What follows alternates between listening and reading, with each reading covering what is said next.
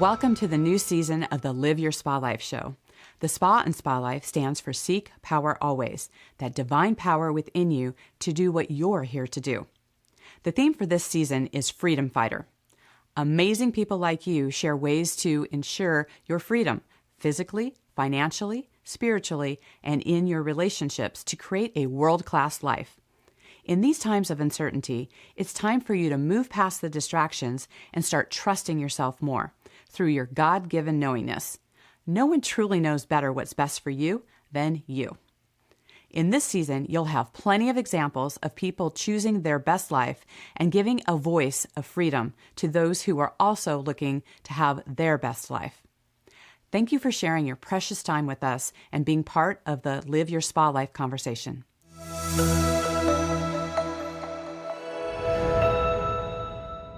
With us today is Dr. Paul Scheele, who is the CEO of Scheele Learning Systems and the co-founder of Learning Strategies Corporation.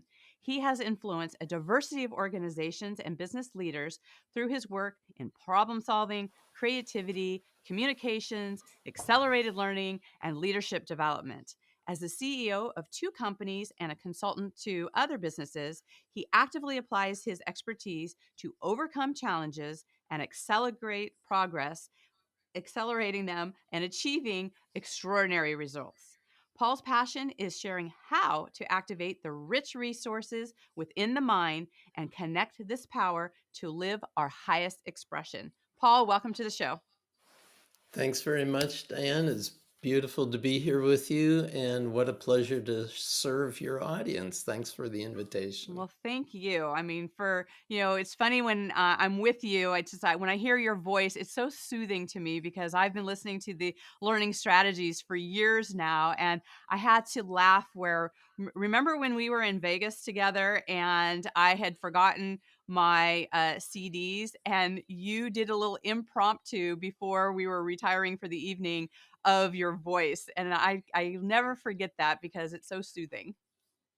Oh, thanks so much. Yeah, the Paraliminals go all the way back to 1988 when I first made them commercially available. And you know that there's over 8 million of them that have been sold worldwide in 185 countries. So that voice, this is Paul Scheele, has gotten around a bit.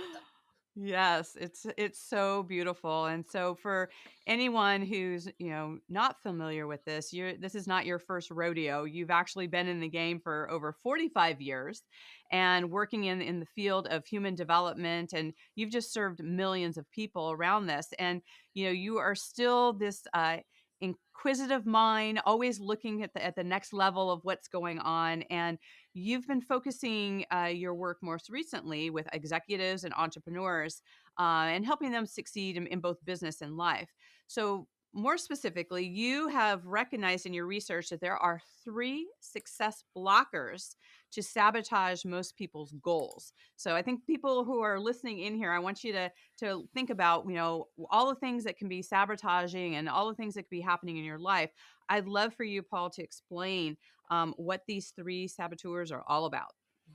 Okay, well, if you understand that the brain is constructed with 3 very significant parts, the really old one is called the reptilian complex, and that's kind of in charge of our autonomic nervous system, kind of runs the show when our breathing, our heartbeat, things like that. And we've got the midbrain, which is where a lot of our emotions are experienced. And then we've got the neocortex over all of that. And that's in charge of our what we call our thinking brain, the left and right hemispheres of the brain. Now, when we're under stress, we have built-in protection mechanisms. Think of it like a circuit breaker, that there's too much load coming on it, it pops. Now, many of us will set goals and will have a very strong intention to achieve those, but for some reason we don't get around to it, or a year goes by and it's still an important goal, so we reset it, we recommit, and it doesn't happen. And people very often say, well, it's like my inner mind is sabotaging me. And I really want to try to reframe that. It's not that it's sabotaging, it's trying to protect you. So if we could, we can talk about those three circuit breakers and why each one of them would pop. Yeah, I'd love to hear about that. Especially since, you know, people feel like, okay, we have choices of things we can do, but when we start understanding the role that the brain plays and how we react to those things, it's important to know. Yeah, and staying centered, staying on point, being able to present your best, being able to have access to the full range of your resources as a mature human being. That's really the goal. I say we have genius resources within us, even though our school systems might not have convinced us that we're brilliant beyond all measure. The truth is, we really have some spectacular capabilities within us. It's about gaining access to those. So when you think about the brain under stress, there's a sense of overwhelm, whatever's going on is too much for you to handle. Then what happens is the brain, it's called down regulating. It goes into the older brain function. So the first thing that goes is our clear thinking. The next is our emotional state. And then finally, we go into what's called a freeze response. And that's when that reptilian, that old ancient part of our brain is overwhelmed. Literally, people will freeze solid and not be able to move. Well, that circuit breaker essentially happens when you believe you're not safe. Now, have you ever seen somebody getting really, really upset and you say to them, look, just take a deep breath in, and that's really the way to start reconnecting that first brain circuit. Just take a deep breath in. As you exhale, just drop your shoulders a little bit. When we're under stress, we're really afraid. Our shoulders have a tendency to kind of come up here around our ears, right? Mhm. And you've seen someone so nervous that they can't breathe. And so when you relax the shoulders and take a breath, it's letting that ancient part of the brain say, right now you're okay. Does that make sense? Absolutely. And I love this connection, this brain body connection, right? Because when I remember, as a police officer, the observation skills were so huge. And so just looking at someone, like you said, their breathing, how their shoulders are, what are they looking at? What's happening? Is it something that you can do? And we know that when we take deep breaths, right, that's oxygen to the brain. And when we oxygenate the brain, that starts clearing things out. So these are such great observations, especially when we see people who are in a lot of fear. I mean, some people will say that the pandemic, triggered a whole nother level of fear, and so helping people move through that and to realize, how the body works, and to be able to have some tools around that. Can you talk a little bit about self sabotage? Yeah, so let's go to that second brain circuit because this also starts talking about why we sabotage ourselves. And the word sabotage is a French word. The root of it is sabot, which was a sandal, kind of a wooden sandal that they would wear in the early years of the Industrial Revolution in France and England. And a saboteur is someone who throws the sabot into the mechanical works of the factory and it shuts down the factory line. So, it's an appropriate thing to say someone who's trying to protect us, my inner protection mechanisms are trying to stop me from proceeding. Now, this is based on the idea that we all have built into us an immunity to change. Now, that doesn't make sense because a lot of us say, well, whoa, whoa, whoa, whoa, wait, I want to change. This is something I'm really wanting to do. Yeah. And your brain, your nervous system is saying, stop, wait, don't you know bad things could happen if you do that? And we don't want to lose the good things that are now going on. And we don't want to get bad things that might happen in the future that we're unsure about. And so, as a result of that, our brain has a tendency to leap in front of us. I call it a guardian of change, stops us at the threshold of that new possibility. If you think about being in a canoe or a kayak, what our brain loves, our vestibular system loves a sense of balance. And you've heard the idea, don't rock the boat, because this, if someone steps on the side of your canoe and it starts to go like that, yeah, immediately, we grab on, we don't like that feeling of disruption. Mhm. Well, our nervous system doesn't like to rock the boat. It wants to maintain the status quo. So when you have a goal and you say, hey, status quo is going to change. Here's how it's going to change. I'm setting this commitment. I'm going to go do it. And for some reason, your brain stops you. Let's talk about that second brain circuit, which is the midbrain, that place around the amygdala and hippocampus that is devoted to our emotional response to the world. When you get that thought, gee, what would people think if I failed at this? Immediately what happens is your brain starts getting nervous and backs you away from the possibility of doing something. And so the best way to deal with that is to relax your forehead. The forehead, this frontalis muscle, is associated with relaxation all through the body. Mm. So when the midbrain is activated, it's not the freeze response like the old brain.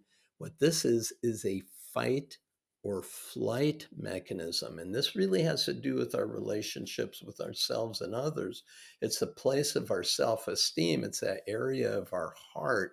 The Chinese call it the middle dantian.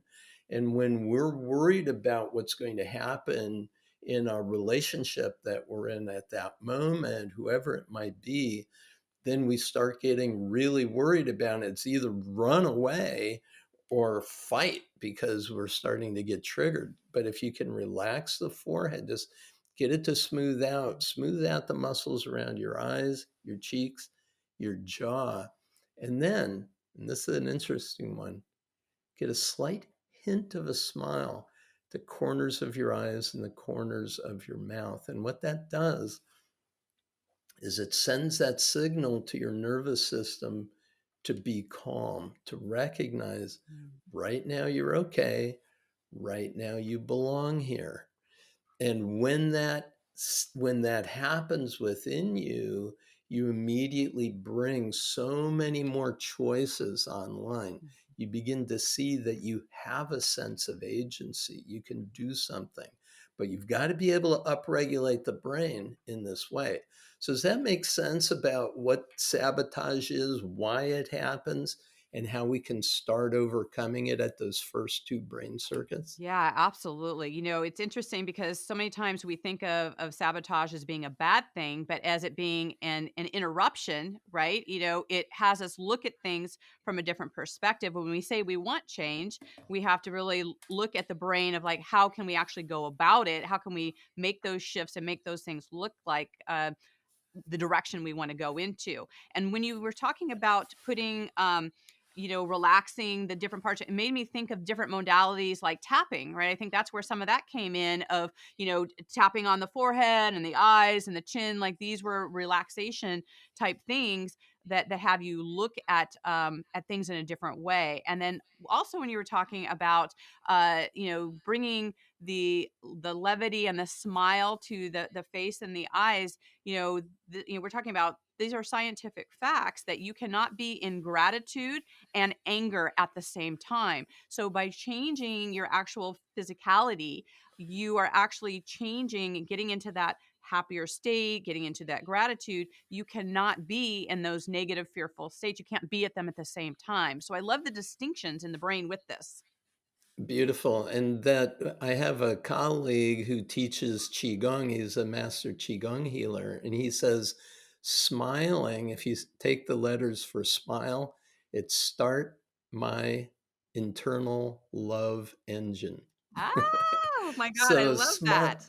yeah, and it immediately puts you in a place of peaceful calm. And there's this other word, the idea of pause, Pause, is practice awareness until spirit emerges. It's this idea that you have a higher wisdom, but you have to practice the ability to just stop and listen and drop in for a moment. And that's where that third brain circuit comes. This is the brain circuit for the neocortex. This is where a lot of our creativity and problem solving happens. I used to teach creativity and problem solving as a part of Honeywell's organization here in the Twin Cities. 2.5 years we taught it to executives. And the idea is we need the rational left brain, we need the creative right brain to work in a balanced way together, kind of like a yin yang symbol, but they need to both be present. And when you're triggered out of a sense of overwhelm, the best thing to do at that moment is, when you've got your shoulders relaxed and when you've got your facial muscles relaxed and that hint of a smile, start to pay attention to the feeling of the breath in the nostrils, in this space from where the nostrils touch the upper lip to where it goes into the center of your forehead. And if you just feel the feeling of the breath as you exhale and inhale, try to smooth out the transitions between the two. So there aren't any hesitations or holding the breath. I don't know if you've ever noticed when somebody's really upset, they're about ready to cry, they'll go, Mm. but they'll hold their breath like that. And it's locking the emotion in. So if you could keep the breath flowing, just like it's flowing in a continuous way, and then allow it to be more even so that the exhale and the inhale are a similar duration. Immediately, what you start doing is balancing the two hemispheres of the brain. The sympathetic and parasympathetic nervous system starts to balance. The brain mind starts to balance. The body mind relation starts to balance. And what we've done now is we've upregulated the brain to higher brain centers. And it's here where we can start to see that we really do have a sense of efficacy. There's something we can do. We can take a small next step, and we can hold an image of hope for a brighter future that we're choosing to move toward. And that's a part called the prefrontal cortex. That's where a lot of interesting research is happening right now. In the prefrontal cortex, we have a different type of neural wiring. It's called synchronous neural wiring, where it's literally connected to the entire body instantaneously. Transmission can occur much faster than electrical transmission because it's happening with neuropeptides all over the body. Have you ever had that experience where somebody says something and you know it's true, and all of a sudden you just get goosebumps Yeah. all over your arms and the back of your neck? That's a result of that prefrontal cortex lighting up. And that's, now we're on track. We're not letting our brain hijack us. We're not going to be sabotaging ourselves because we can see the big picture. We know we can take a next step, and we have an image of the future that we're truly desiring to create. Now you're using all of your resources. Right. It's interesting because it's one thing to know it, right? To see it, but then we look at what happens within the body, like what are some of the reactions, and if all of the disconnection and shutdown and all these things happen within us, what do we do as far as flipping that switch to then be able to go into all the things that we're here to achieve? That's a great question. So, what I've developed is something called the Joy Spring Protocol, and we'll have that app that allows everybody to do that. But you mentioned tapping earlier. Hmm. So, for example, the best intervention right on the spot is to change your physiology, change your state. So, stand up, take a big stretch, open up. Have you heard of this thing called power posing Yes. or physiology of excellence? Where you open up, you fill a bunch more space, hydrate, take a drink of water. not soda pop or a shot of beer or, or a shot of whiskey or anything, but just some hydration. And after doing that, then do a little movement, a little stretch, turn, something like that, a little tap. For example, this spot called the gamut point. If you'll tap right there, it immediately shifts. You're Wait, for those talking about. say where that is, so for if anybody's listening and not watching. So you're holding up your hand. Oh, Yeah. okay. Thanks. So if you take the knuckle of the little finger and the ring finger and you follow the tendons down through the hand, it's about halfway down the back of your hand. And if you feel in there, there's kind of a little tender point. Mhm. That's called the gamut point. And if you would tap on that with one or two fingers, while you think of what it is you're choosing to create instead of the tension, Mhm. more relaxation, more focus, Mhm. prepared to meet the challenges that are ahead, something like that, then you're really in a good space, physically clear. Now just run through the quick protocol I gave you a moment ago, where you take a deep breath in, exhale, relax your shoulders. Relax your face and get that hint of a smile, Mhm. and then follow the breath. Now, that's what I call the joy spring protocol, is all those steps fit together and you instantaneously change state. Now, Diane, I know your work with a lot of people over the years is to try to help them perform at their very best, their most powered, their most empowered state possible.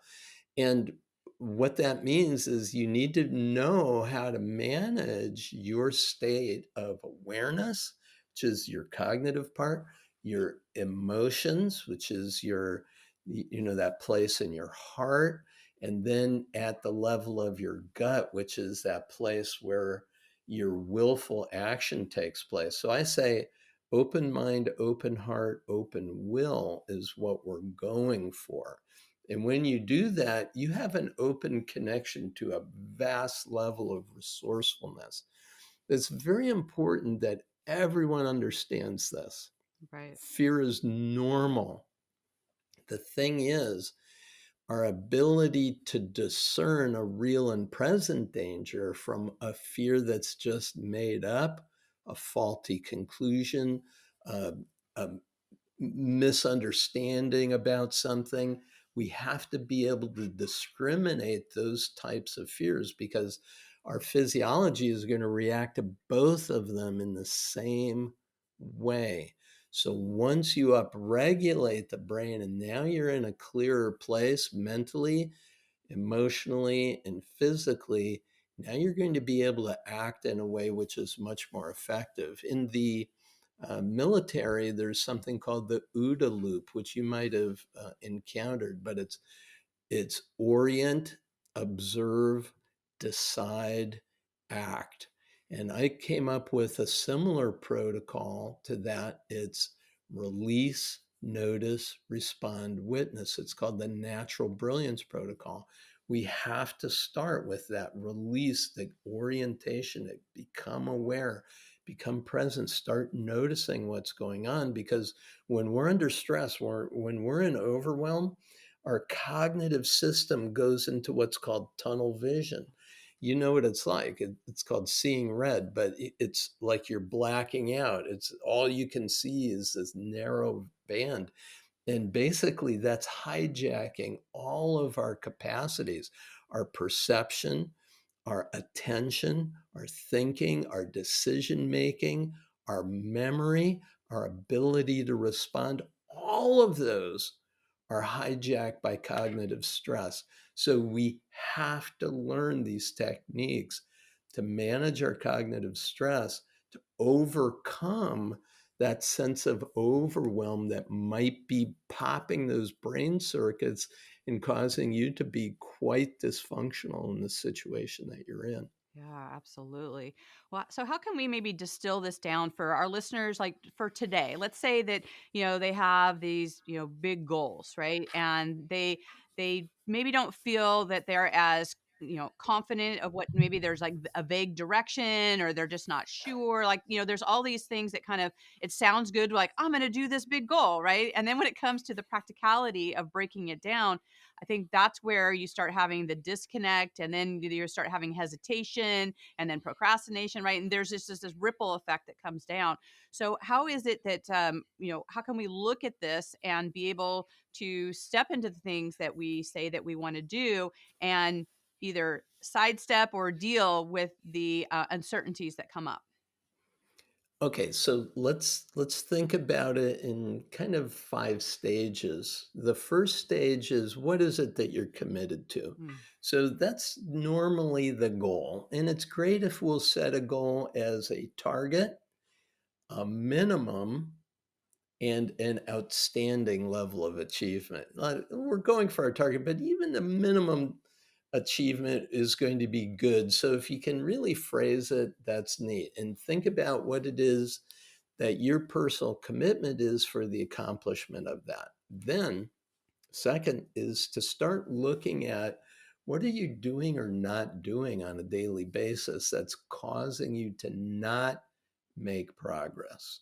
mm, mhm. Because in that, you're going to be able to understand number 3, which is that you're committed to something else instead. That's when we think about procrastination. Right. It's not a disease, it's just we're prioritizing differently. And when you think about what is the cause, this is kind of the fourth piece of this. What is it? What's the big assumption that's causing me to back away from, to be committed to something other than that thing I said I'm committed to? Right. And that, it's always going to come down to 3 big assumptions. Okay. And this is the gut, the heart, and the head. Okay. At the level of the gut is that I'm not going to be safe if I do this. Mhm. The level of the heart is, I'm not going to be loved. I'm not going to belong. People are going to kick me to the curb. And the fear at the level of the head is, I'm not worthy. I'm not enough. I'm not sufficient somehow. I'm not young enough. I'm not old enough, smart enough. I don't have a degree. I don't have this. Whatever it is, Right. I'm insufficiently resourced. Now, each one of these fears, a fear at the gut, at the heart, at the head, is keeping that circuit from being open to possibilities and opportunities and possible actions you could take. And so once you recognize which of those brain circuits is tripping you up, which big assumption is really getting in your way, and understand, this is normal for every Right. human being. Okay, these are protection mechanisms. Once you understand which circuit is getting tripped, then what you can do, and this is step 5, is think of one small step you could take to prove that that fear isn't valid. Mm. It's not a real and present danger. It's a fear that I have, that I've fabricated out of a means to protect myself from my failures in the past. You see, that guardian that's guarding you at the threshold of possibility, that's looking at your wounded child, it's looking at your past. Right. But we needed to look to your inner elder. We have an Mm. inner child, but we also have an inner elder who, at the end of our lives, knows that we did a good job, Yeah. and it's okay to move on. It's okay to go. Beautiful. And we're all going to face it at some time. So how we live this day is so critical. So Diane, if just everybody needs to know that if you have a goal, just openly take a look. What is the goal? What is it that you're committed to? Number 2, what is it you're doing or not doing that's getting you there? 3, take a look at what it seems to be you're more committed to. And number 4 is, what's that big assumption that's driving that, that's keeping you unplugged from your real possibilities? And then number 5, what's one small step you could take?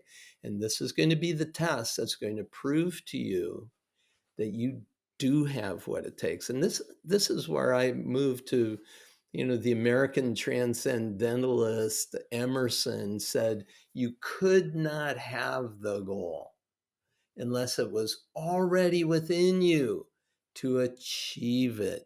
But you've got to reach in, you've got to recognize you have the power. And you do, you've got genius within you. And the fact that you may be self sabotaging or backing away from it, it's just a habit. It's a habit of expectation, a habit that can be changed by moving forward purposefully to make a difference. So beautiful. I really love this. This is such helpful for, our listeners to have these tangible like awarenesses and to recognize, right? To have the awareness of what's going on for them and to be able to take some really solid steps towards that. So I love that so much. And before I forget, one of the things I always love to ask my guests, because we do create our space and our environment and the life that we choose, is, we experience life different in our kitchen versus our office or our bedroom. What is your favorite room in your home and why? I think it's out by my koi pond in the backyard. But right now, clearly it's under ice in Minnesota.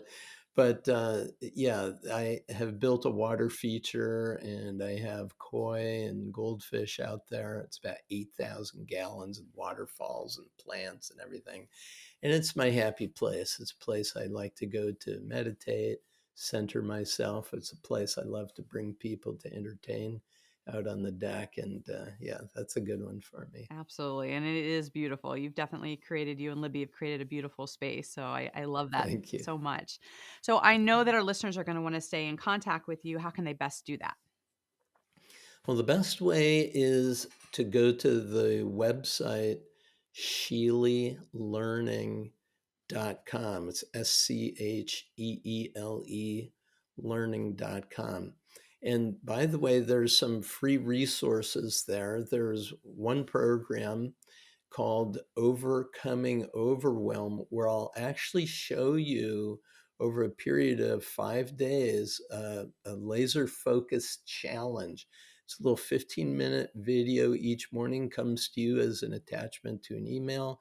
You practice that next step, and you're learning the Joy Spring protocol. So if you go to ScheeleLearning.com and then look at that free resource called Overcoming Overwhelm with Laser Focus, you're going to be able to get a bunch more of this and really start building some skills. Oh, thank you so much for that. People can definitely use those kind of tools and skills right now. That is so great. Well, as you know, Paul, our theme for this year is freedom fighters, people who are, choosing the life that they want to live and live in a place of freedom. How are you being a freedom fighter at this time? The way in which I talk about freedom is I talk about the freedom to live into our highest expression. So I talk about liberating human genius. So I've proposed to educators, and it's what I teach when I do faculty development, is that the purpose of education is the liberation of human genius. So believe there is genius in you. You have capabilities and resources beyond your wildest imagination. Liberate whatever barriers or limitations you've placed on yourself and start living in to your fullest expression. I love that. So, so beautiful. What a beautiful message for people to go into the world where, sometimes our mind can tell us that we're not enough. And you talked about these assumptions that are being made. But when we get to the core of who we are and the brilliance that we were created to be, thank God for that. That's it. That's exactly it. They are God given abilities. I do believe that we have phenomenal capabilities that humanity is only now just beginning to fully appreciate. More brain research that goes on, more research into the flow and how we can really access these amazing powers within us. Some researchers have been doing this for 5,000 years, the ancient Chinese, the Himalayan yoga traditions. We have capabilities beyond our wildest imaginations. I love it. Well, thank you so much, Paul, for your wisdom and being here with us today. My pleasure. Thanks so much for this, Diane. Best wishes to you and all. Thank you so much. And thank you to our listeners out there. Until we connect again, live your spa life. Bye for now.